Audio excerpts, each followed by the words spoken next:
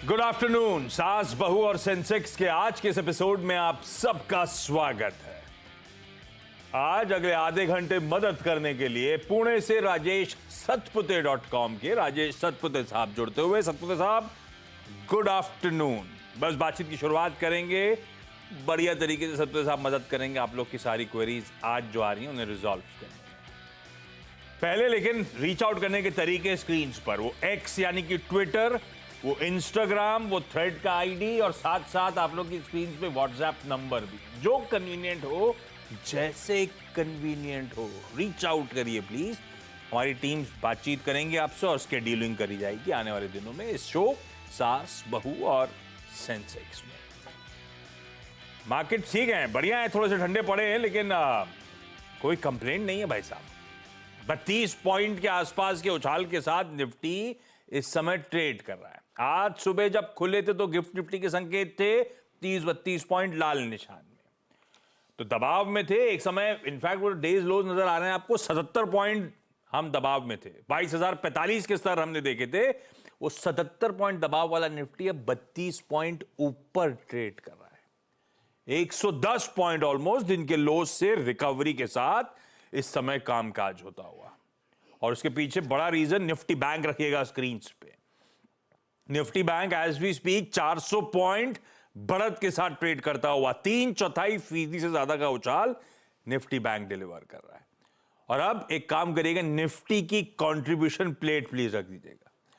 ये जो दमखम दिख रहा है वो एक ही स्टॉक की वजह से सबसे ज्यादा, वो देखिए आपकी स्क्रीन पे 32 पॉइंट ऊपर निफ्टी है और 50 point positive contribution HDFC bank का है। एक्स ऑफ एचडीएफसी बैंक हम दरअसल फ्लैट या हम दरअसल लाल में है निफ्टी में।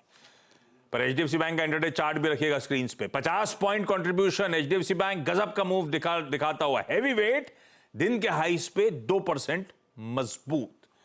और ये इंपैक्ट है मैनेजमेंट की कमेंट्री का। एटलीस्ट मैनेजमेंट आके बोला, थोड़ा सा कंफर्ट दिया, ये कहते हुए कि Q3 के जो खराब नतीजे तो उससे ज्यादा एक्सट्रापोलेट ना करें, फ्यूचर ग्रोथ प्रोजेक्शंस के लिए उसको उस पे मत डिपेंड करें। बाकी चैलेंजेस हैं वो कैंडिडली एक्सेप्ट करेगा। ऐसे बातचीत करते ना तो स्ट्रीट का भरोसा बढ़ता है। जब बातचीत नहीं हो रही होती तो हमारे लिए ग्रे एरिया पैच होता है। Q3 खराब था, उसके बाद फंड इस तरह से बेच रहे हैं तो क्या हो गया भाई, उन्हें कुछ पता है हमें नहीं पता, ये सब क्वेश्चन मार्क रहते हैं। मैनेजमेंट जब बातचीत करता है, समझाता है, बताता है तो वो देखिए उसका इंपैक्ट। आज एचडीएफसी बैंक सिंगल हैंडेडली भारतीय बाजारों को संभाला हुआ है, जबकि ग्लोब के पास ऐसा एचडीएफसी बैंक नहीं है। तो दिखाइए यूएस के फ्यूचर्स। यूएस एक्सटेंडेड वीकेंड के बाद आज कामकाज रिज्यूम करेगा, 1/3% फ्यूचर्स दबाव में।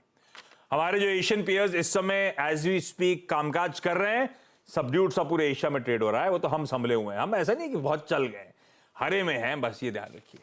और वो एचडीएफसी बैंक ड्राइव कर रहा है। खैर, सवाल जो आपके सिलसिले की शुरुआत कर रहा हूं, आज मुंबई, पुणे और मेवात यानी कि हरियाणा जाना है। सब आपको आपकी स्क्रीन पर रेडी नजर आएंगे। सबसे पहले मुंबई से शुरुआत कर रहा हूं, अरुणा सोधानी जी स्क्रीन पे। Aruna ma'am, hi, good afternoon. Good afternoon sir. क्या करते हो मुंबई में अरुणा मैम? कितने टाइम से स्टॉक मार्केट से जुड़े हो? सर अभी 6 मंथ्स पहले ही मैंने एंट्री लिया है स्टॉक मार्केट में। एंट्री लिया? अच्छा, क्या ट्रिगर बना? क्यों 6 महीने पहले शुरुआत? हमेशा से पसंद था क्या? क्यों बैठे थे, क्यों वेट कर रहे थे? फिर 6 महीने पहले ऐसा क्या हुआ? सर एक्चुअली मेरे फैमिली मेंबर्स, मेरे फादर इन लॉ, मेरे ब्रदर इन लॉ, मेरे हस्बैंड 10, 12, 15 ईयर से इसी मार्केट में ही है। तो उन लोग के कन्वर्सेशन से मुझे थोड़ा इंस्पिरेशन और मोटिवेशन मिला कि मुझे भी इसमें कुछ सीखना चाहिए अभी। तो father in law, brother in law, husband रात में डाइनिंग टेबल पे यही बात करते हैं कि एचडीएफसी बैंक देखा 1400 के नीचे चला गया, ऐसी बातचीत होती है क्या? सब जब भी मिलते हैं यही बातें होती है स्टॉक मार्केट से रिलेटेड। और फिर उसमें आपको भी इंटरेस्ट आने लगा? Sir yes. और अब फिर कैसे शुरू करा? 6 महीने पहले इन लोगों से गाइडेंस लेके करा या आप अपना खुद का करते हो? आप खुद ही डिसाइड करते हो? सर थोड़ा हस्बैंड ने गाइड किया। हाँ। और थोड़ा खुद से भी सेक्टर्स का, सबका फंडामेंटल एनालिसिस, कंपनीज का थोड़ा सा एनालिसिस करके थोड़ा स्टार्ट किया खुद से। और ये 6 महीने से कैसा चल रहा है? सर अच्छा चल रहा है। कितने स्टॉक्स जोड़ लिए पोर्टफोलियो में? लंबी अवधि के लिए कर रहे हो, ट्रेडिंग करते हो? सर थोड़ा अभी जैसे रेलवे सेक्टर में थोड़ा मैंने प्रॉफिट बुक करके वो स्टॉक्स को किधर और वो प्रॉफिट को स्विच किया है हाँ, दूसरे स्टॉक्स में। हाँ। और अभी तो लॉन्ग टर्म के लिए ही सर। अच्छा, पहला स्टॉक कौन सा सतपुते साहब के लिए? सर फर्स्ट स्टॉक है मेरा टाइम टेक्नोप्लास्ट। हाँ। मेरा क्वांटिटी है 999 और प्राइस है 212। और ये ट्रेडिंग वाला मामला है या ये लॉन्ग टर्म के लिए रखा हुआ है? सर लॉन्ग टर्म के लिए ही है। सतपुते साहब, कैसा है टाइम टेक्नोप्लास्ट? लंबी अवधि के लिहाज से मेरी खरीद का भाव 212, तो मेरी खरीद के आसपास ही 8-9 रुपए ऊपर चल रहा है। लंबी अवधि के लिए कैसा लग रहा है चार्ट? आशीष जी देखिए, अगर लंबी अवधि का चार्ट यानी अगर आप मंथली चार्ट पे जाते हो तो आपको दिखता है ये ऑलमोस्ट अपने रेजिस्टेंस के आसपास है। तो ये जो रेजिस्टेंस है ये करीबन 230 के आसपास है। मुझे लगता है ये जो हाई बना था 230 का वो करीबन 2017 में बना था। तो आप सोचिए 2017 के बाद ये आज पहली बार अपने हाई के आसपास है, तो कहीं ना कहीं यहाँ पे रेजिस्टेंस मिलेगा, कहीं ना कहीं यहाँ पे सप्लाई मिलेगा।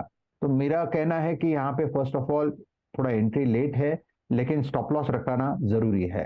तो 215 का एक स्ट्रिक्ट स्टॉप लॉस रखे, 230 ये लेवल ऑब्जर्व करे।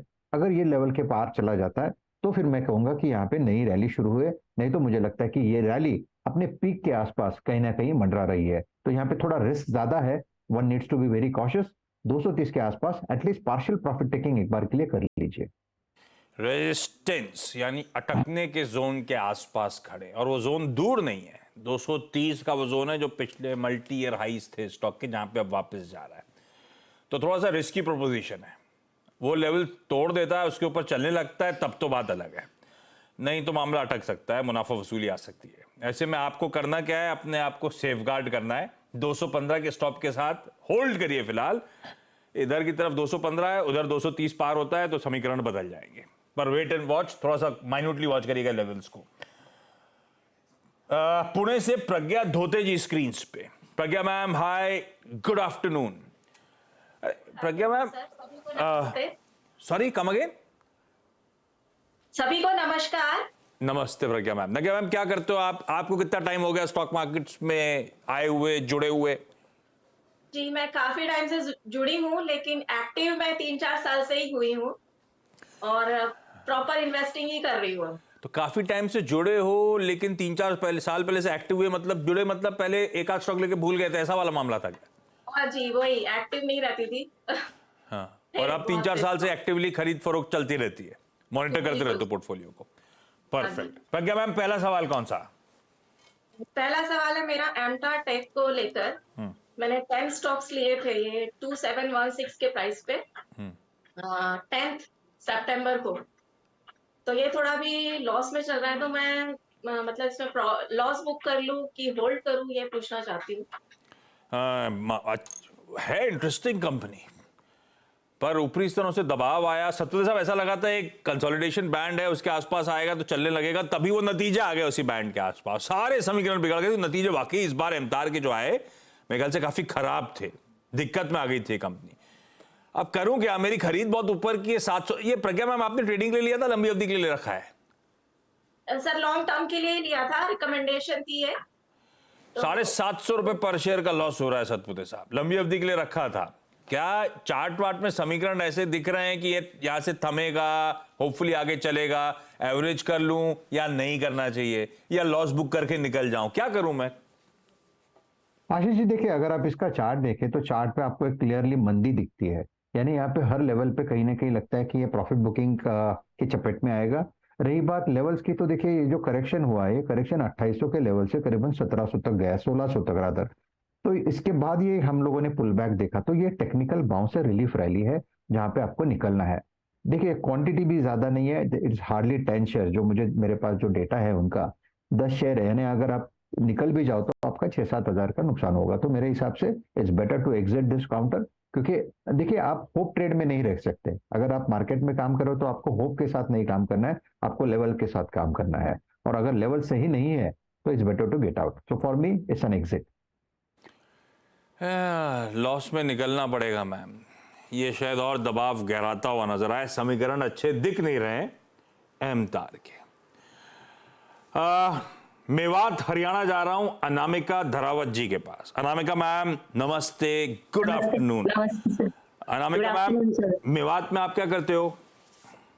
सर पहले मैं टीचिंग करती थी, हाँ? लेकिन थोड़ी हेल्थ प्रॉब्लम के कारण फिर मैंने उसे छोड़ दिया। ओह, अब तबीयत कैसी? Better?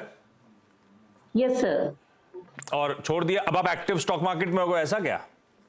Yes sir, yes sir. और कैसे, क्या करते हो? टेक्निकली देखते हो, चाल देखते हो, स्टॉक्स की फंडामेंटल्स देखते हो, कैसे होता है? हाँ जी कैसे सर, decide करते हो? सर चार्ट्स देखती हूँ, सीएनबीसी पर आपको रेगुलर वॉच करते हैं, गाबा सर को फॉलो करती हूँ सर, उनके बताए हुए ट्रेड्स पर मैं, और मानस सर को भी। और एक्चुअली सर मेरा तो बहुत पहले से ही था, मेरे फादर बहुत पहले से ही करते थे जब मैनुअल वर्क होता था, फिर उसके बाद हस्बैंड ने बताया, फिर अब मैं अपने आप ही खुद ही उससे करती हूँ, तो अब आप खुद ही अपने ट्रेड स्टॉक खुद ही डिसाइड चूज करते करती हो, हूँ। और हैं हाँ घर पे जी। गाइड करने के लिए फादर हस्बैंड, ठीक है। Anamika Yes, sir, ma'am, yes, sir. पहला सवाल कौन सा? सर मैंने जेपी पावर लिया था अभी बिफोर लास्ट ईयर। ये पहले तो सर मैंने 9 रुपए पे लिया था, फिर मैंने इसको एक बार सेल कर लिया था। 1000 शेयर्स थे, फिर 500 सेल करके फिर से ले लिए। 1100 शेयर्स है अब सर, 15 रुपीज पर। तो sir should I hold it और सेल? ये क्यों डिसाइड किया था जयप्रकाश पावर? चार्ट्स पे अच्छा लग रहा था, कोई और रीजन था? सर हस्बैंड ने सजेस्ट किया था, उन्होंने देखा था इसका, वो उसके बाद सजेस्ट जो भी किया था। देखा बढ़िया, एक बार 5 रुपए कमा लिए, फिर 5 रुपए के लिए एंट्री करी, अभी भी 5 रुपए 5.5 रुपए कमा के बैठे हुए हैं। यस सतपुर साहब, क्या करना चाहिए भाई? जयप्रकाश पावर इस बार वाली खरीद 15 रुपए की है, स्टॉक चल रहा है 20.5 रुपए के आसपास, कैसा लग रहा है चार्ट्स पे? आशीष जी देखिए, मुझे लगता है कि इस रैली में हमने पावर इस थीम को अच्छे से परफॉर्म करते देखा। कोई भी हो, पावर का कौन सा भी स्टॉक उठा लीजिए, उसके फंडामेंटल जुदा है, लेकिन चार्टिकली सब अच्छा है। तो मेरे हिसाब से काउंटर में स्ट्रेंथ अभी भी है। इनफैक्ट एक डिप के बाद ये कंसोलिडेट कर रहा है, और ये कंसोलिडेशन इसका 20 रुपए के आसपास है, तो छोटा स्टॉप लॉस मेंटेन करना ही पड़ेगा आपको। 19.5 का स्टॉप लॉस मेंटेन करे और बने रहे। मेरे हिसाब से इसका जो नेक्स्ट टारगेट होगा आशीष जी, वो करीबन 23.5-24 के आसपास रहेगा, 25 भी जा सकता है। तो काउंटर में स्ट्रेंथ है, बने रहे, लेकिन आप इसमें से 25 के आसपास, यानी 23.5 से लेकर 25 इस रेंज में कहीं ना कहीं आपका प्रॉफिट जो है उसे भी बांध लीजिए। बढ़िया रहा हस्बैंड का कॉल, सजेशन। फिर से अच्छी तेजी आप बनाओगे इसमें। 23-25 के लक्ष्य हैं, उनके आसपास मुनाफा बांधें, या एक बार रीअसेस कर लीजिएगा जब उस समय ये भाव स्क्रीन पे नजर आ रहे हो तो। अरुणा मैम, अगला सवाल कौन सा? सर मेरी सेकंड क्वेरी से पहले मैं मेरे लर्निंग जो 6 मंथ का लर्निंग का उसका एक एक्सपीरियंस आपसे शेयर करना चाहूंगी। बिल्कुल बिल्कुल, बताएं मैम। सर मैंने अभी तक अपर सर्किट क्या होता है, लोअर सर्किट क्या होता है सिर्फ सुना था, लेकिन ये 6 मंथ्स के लर्निंग कर्व में मैंने ये इसका डेफिनेशन बहुत अच्छे से एक्सपीरियंस किया है। हाँ, क्योंकि अपर सर्किट लोअर सर्किट के कुछ स्टॉक्स मेरे पोर्टफोलियो में भी है, हाँ। एनर्जी स्टॉक्स और रेलवे स्टॉक्स, तो उसका कॉन्सेप्ट मुझे बहुत अच्छे से क्लियर हुआ है। हमें समझाओ क्या है concept? Sir upper circuit IREDA जो मैंने लिया था, हाँ, उसमें मैंने अपर सर्किट लोअर सर्किट दोनों एक्सपीरियंस कर लिया। हाँ। और आरबीएनएल में भी एक दिन में पूरा अपर सर्किट और नेक्स्ट डे पूरा लोअर, तो वो मुझे बहुत अच्छे से समझ में आ गया क्या होता है। अरुणा मैम, अगला सवाल कौन सा आज का? सर नवनीत स्टॉक का क्वांटिटी है 1 2 3 4 और प्राइस है 152। ये 1 2 3 4 क्यों? कुछ सोच के लिया था या भरते भरते ऐसा नंबर आ गया? सर नहीं, थोड़ा अच्छा लगता है, थोड़ा रिमेम्बरेंस के लिए 1 2 3 4। 152 के, ये ट्रेडिंग वाला है, लॉन्ग टर्म है ये भी? सर ये मैं मतलब ट्रेडिंग और उसके लिए अगर इसमें मेरे को प्रॉफिट बुक करना है तो मैं नहीं, आपने क्या सोचा? प्रॉफिट हो गया तो किस्मत वाली बात। आपने मैंने क्या सोच के लिया था? इन्वेस्टमेंट पर्पस से लिया हुआ है इसको भी, लॉन्ग टर्म लंबी अवधि के लिहाज से नवनीत लिया हुआ है। सतपति साहब, क्या करना चाहिए भाई? 7-8 रुपए ऊपर, लेकिन बहुत वॉलेटाइल काउंटर रहता है। इन्वेस्टमेंट ग्रेड का काउंटर है या नहीं, पहला सवाल ये। और 152 वाली खरीद के लिए क्या व्यू? आशीष जी देखिए, अगर आप इस पर चार्ट देखते हो तो आपको एक क्लियरली अप ट्रेंड दिखता है, लेकिन आपने बिल्कुल सही कहा, वोलेटिलिटी रहती है। ऐसा नहीं कि आपको खुशी देता है, जो खुशी नहीं मिलती है। यहाँ पे खुशी के साथ गम इमीडिएट मिलता है। तो दैट सिंपली शोज कि यहाँ पे बाइंग होगा तो यहाँ पे सेलर भी इतना ही कड़क है। तो देखिए चार्ट अगर आप देखें तो मेरे हिसाब से 150 का यहाँ पे बेस बन रहा है। 150 1 2 5 रुपए का प्ले आप रखे उसमें। और लेकिन सामने मेरे हिसाब से इसका एक टारगेट पेंडिंग है जो इसका ऑल टाइम हाई 190-92 के आसपास है। मुझे लगता है एक बार के लिए उस लेवल तक जाएगा, क्योंकि उन्होंने लॉन्ग टर्म की बात की, इसलिए मैंने 190 का लेवल का जिक्र किया। नहीं तो वैसे अगर आप देखें तो पहला रेजिस्टेंस इसका जो बनता है, पहला सप्लाई पॉइंट, वो है करीबन 176 का। तो 176 पहला रेजिस्टेंस, दूसरा लेवल 190 प्लस। तो मेरे हिसाब से होल्ड रहेगा, लेकिन स्टॉप लॉस भी आशीष जी डीप रहेगा। जैसे मैंने कहा वोलेटिलिटी बहुत ज्यादा होती है, तो इसका स्टॉप लॉस पोजिशनली, आपने पोजिशनल का जिक्र किया, तो 140 का रहेगा। 140 positional stop loss and hold your long position. Pragya ma'am, अगला सवाल कौन सा एमतार के बाद? हाँ जी सर, मैं भी एक बात कहना चाहूंगी। जैसे ये आपका प्रोग्राम है, ये काफी अच्छा है, और इसमें जो मेरी तरह बाकी लेडीज आती हैं, उनको देख के हमको भी इंस्पिरेशन मिलती है कि और आगे इसमें कुछ करना चाहिए, इन्वेस्टमेंट वगैरह। तो ये प्लीज कंटिन्यू रखिए, क्योंकि बीच में कभी ये 1-2 दिन नहीं आया तो ऐसा लगता था कहीं प्रोग्राम बंद ना हो गया है। नहीं सर मैम, जब तक आप लोग हो तब तक हम लोग हैं। अच्छा प्रज्ञा मैम, एमतार के बाद अगला सवाल कौन सा? और थैंक यू शो को सराहने के लिए। जी, इंडस टावर पे मेरी क्वेरी है। मेरे पास 100 स्टॉक्स हैं 170 के प्राइस पे, और ये मैंने 14 जून 23 को लिए थे। तो मैं इसमें प्रॉफिट बुक कर सकती हूँ या क्या सजेशन रहेगा? 14 जून तो ऑलमोस्ट 9 महीने 10 महीने के आसपास के टाइम होराइजन की तरफ बढ़ रहे हैं, ठीक है। और बढ़िया नीट मुनाफा है 50-55 रुपए के आसपास का। सब साहब बांध लूं या दमखम है चार्ट्स को देखते हुए रुक जाऊं? आशीष जी मेरे हिसाब से उन्हें रुकना चाहिए, क्योंकि काउंटर में अभी भी स्ट्रेंथ है।